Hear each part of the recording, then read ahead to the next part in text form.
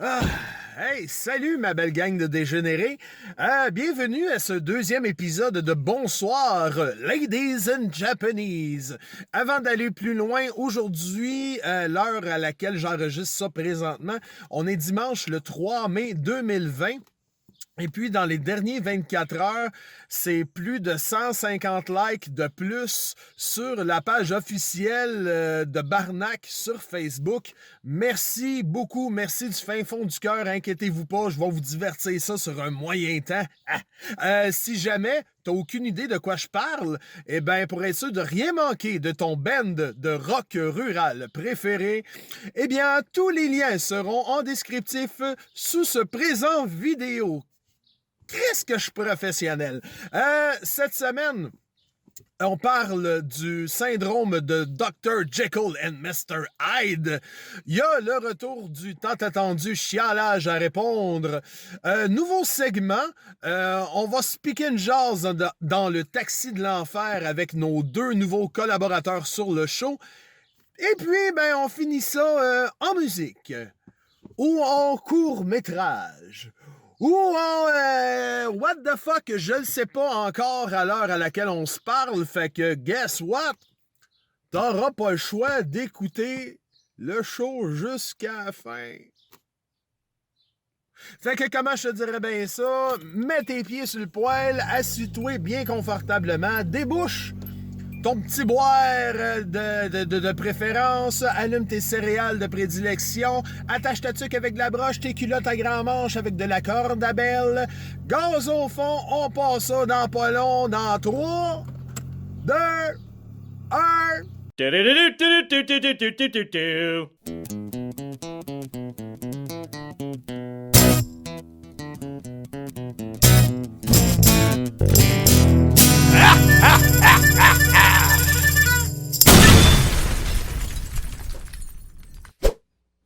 Hein, tu vois ça, Ladies and Japanese? Mon chauffeur désigné. On était-tu bien dans le temps? Ben, là, pas longtemps, pas si longtemps que ça. Mettons, on recule un peu, là, de 4 mois. Je me vois encore moins. Vera, j'étais-tu de bonne humeur sur un moyen temps? Moi, là, je me voyais aller, je disais à tout le monde, check, je suis sur mon spot.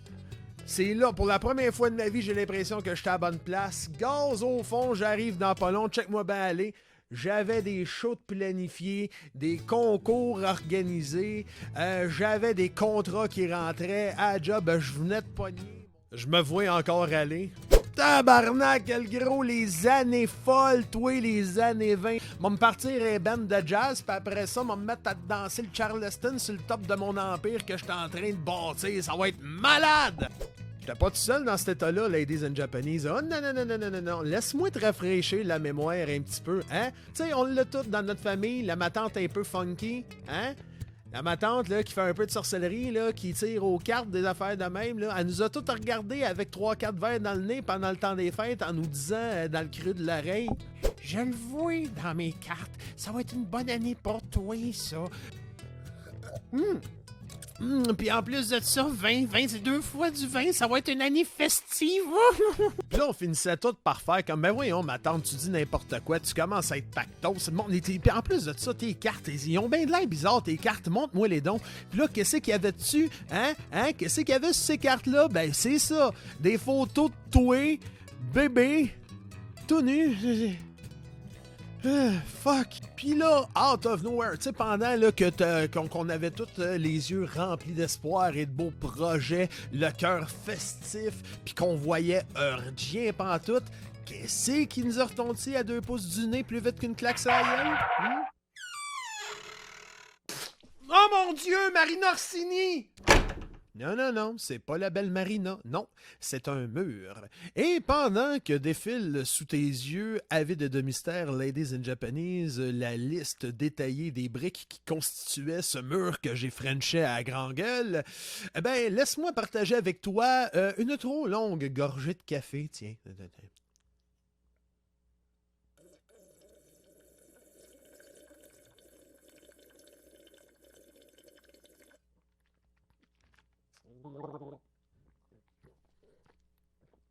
Je ne sais pas, Ladies and Japanese, comment t'as réagi quand toi t'as frappé ton mur, parce qu'on va se le dire, là, on a tous frappé un, puis un pas pire à part de ça.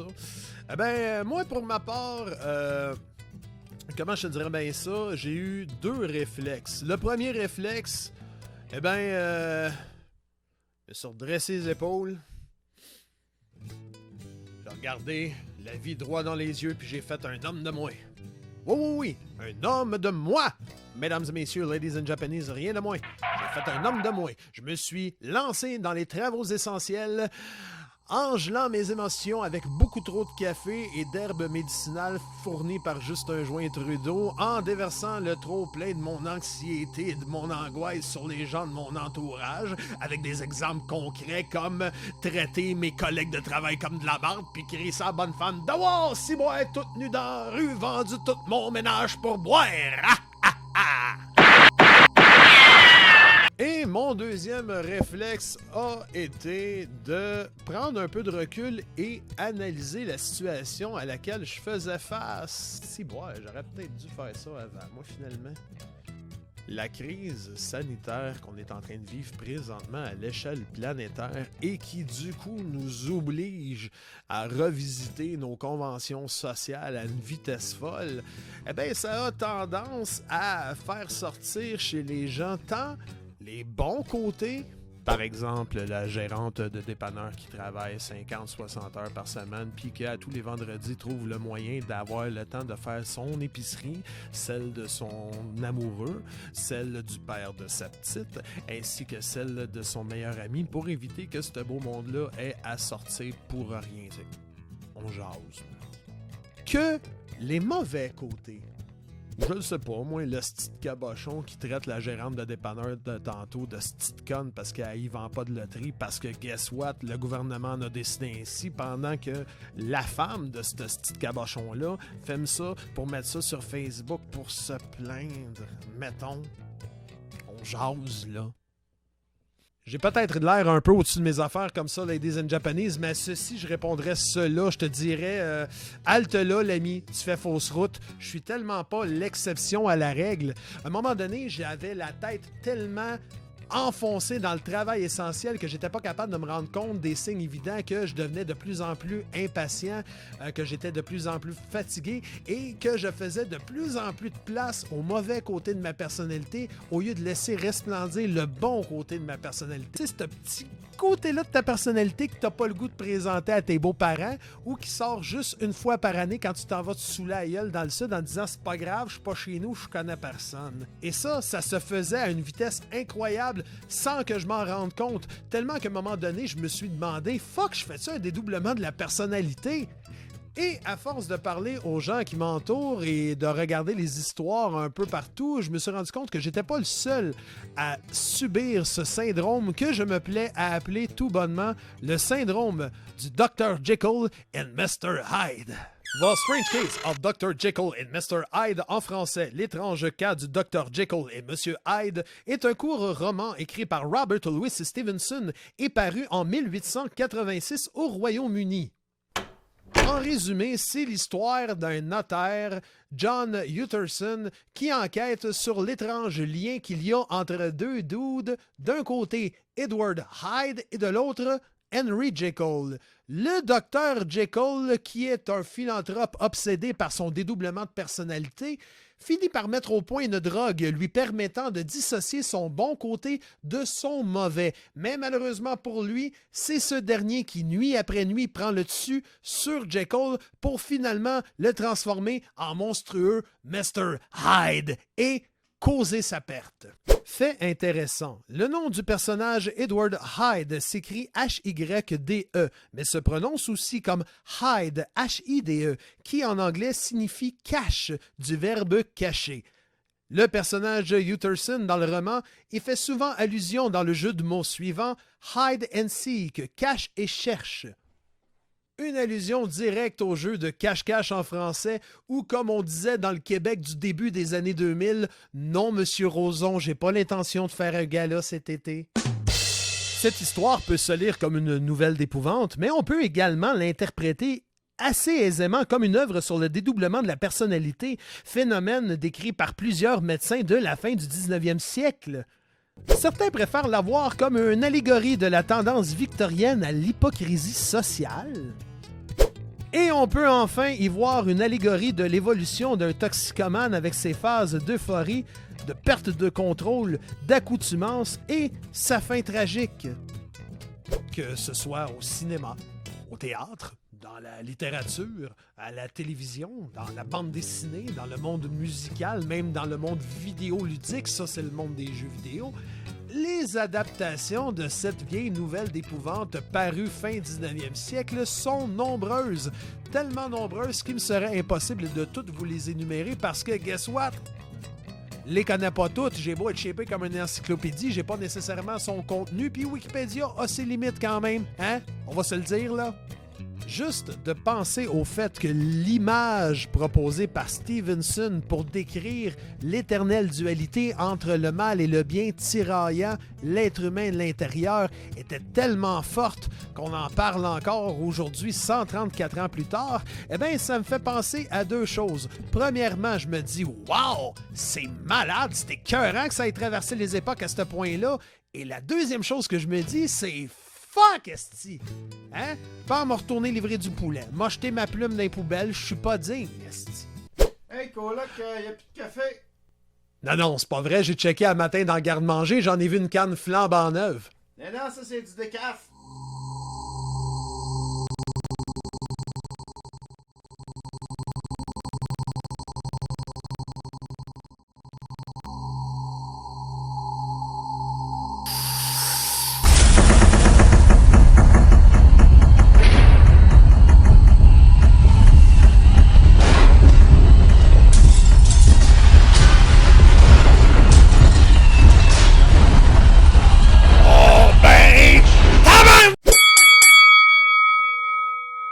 Hey, ton prochain, Théo, sois généreux, Théo. Ben oui, c'est ça, Véron, on voit qu'est-ce que ça donne, hein? C'est ça. D'un côté, t'acceptes de donner ta dernière petite poque de café Tassimo à ton coloc en échange que lui t'en rachète. Puis de l'autre côté, ben première chose que tu te rends compte, c'est que le pogo à qui t'as dit oui pour le démarder, il était juste assez dégelé pour reconnaître l'enseigne du magasin, mais pas assez dégelé pour acheter la bonne marque de café. Fait que là, ça crée des petits malaises comme je le sais pas, moi, mettons, hey, manque de café en plein milieu d'une chronique, Vera! Veux-tu que je te le dise en quoi tu peux l'infuser, ton hostie de décaféiné? Avant! J'aurais pas dit être mot, Vera, non! J'aurais laissé ce petit malaise-là se planter dans ma grande forêt de mal-aimés tellement j'étais gêné pis que j'étais peureux de dire ce que j'avais à dire. Mais aujourd'hui, finito! Capote, maudit Vera! Plus gêné pantoute, je laisse aux autres la gêne, c'est plus pour moi ça, je ne suis plus gêné! Mais j'ai honte, par exemple. Puis arrêtez de rire de moi, parce que moi te dire une affaire, j'ai tellement honte des fois que ça finit par me gêner. Méchant problème, ça. M'en dire comme mon grand chum Yvon, la journée que la gêne me lâchait, c'est pareil comme si elle était tombée dans une grosse flaque de honte puis qu'elle me l'aurait tout éclaboussé d'en face. Hey, je me vois encore tout abasourdi, toi, par l'exemple que mon chum Yvon vient de me donner. C'est bien beau, ça, Vera, c'est bien imagé, j'aime ça. J'ai dit, t'as pris ça où, cette idée-là? Il dit ça, il dit, c'est parce que je m'en sers, il dit, pour décrire un de mes chums qui est gêné, mais gênant rare, le pas possible. Tellement gêné, Théo, attache ta tuque avec la broche, qui me dit, il dit, tellement gêné que non seulement il parle peu au monde, mais il écoute même pas quand le monde y parle, d'un coup qu'il serait pogné pour répondre quelque chose. Hey, il en est rendu tellement gêné que non seulement il lit même plus le journal, mais il écoute pas la TV, il écoute pas la radio, puis quand il engage des nouveaux à la shop, il rentre même plus travailler. Ah, quelle joie et quel bonheur ce fut de rentrer chez moi après cette longue ride dans mon taxi pour déballer ce souvenir flambant neuf de mon chum Yvon Deschamps, sur lequel il y avait la dite histoire. Ben oui, le capoté, il a fait un monologue là-dessus. Hey, je le connais par cœur. Toutes les intonations, l'histoire, les détails, tout. Elle connaît tout. Non, mais je le ferai pas ici t'asseoir. Je sais, mais je le ferai pas pour deux raisons bien précises. Premièrement, ça me gêne. Puis deuxièmement, ça me gêne tellement que j'en ai honte.